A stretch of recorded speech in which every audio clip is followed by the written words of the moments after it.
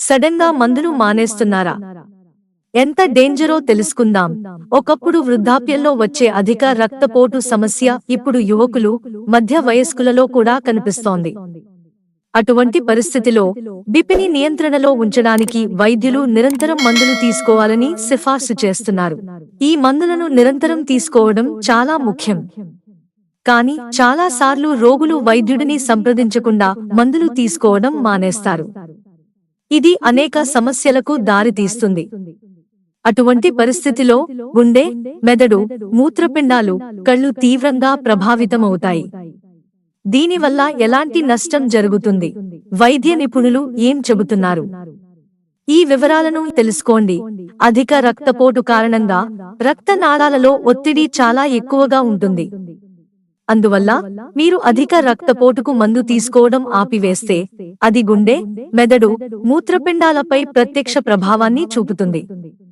నిరంతర అధిక రక్తపోటు కారణంగా అవి దెబ్బతింటాయి. ఇది జీవితాంతం సమస్యలకు కారణం కావచ్చు.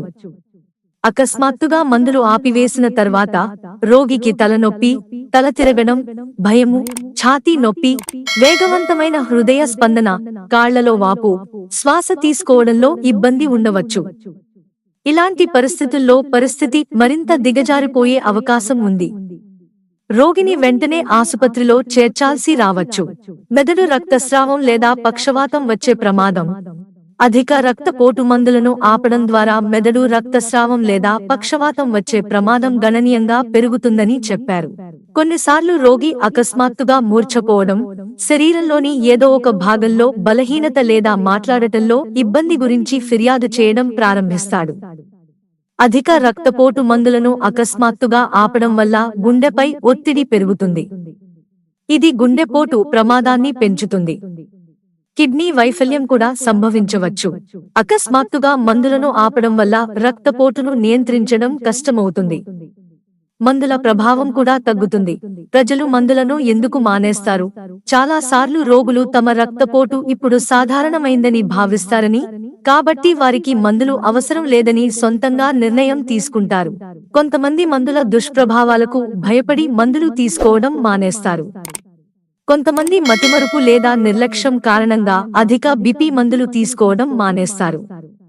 కొన్ని సందర్భాల్లో ప్రజలు ఇంటి లేదా ఇతర పద్ధతులపై ఆధారపడటం ద్వారా మందులు తీసుకోవడం మానేస్తారు.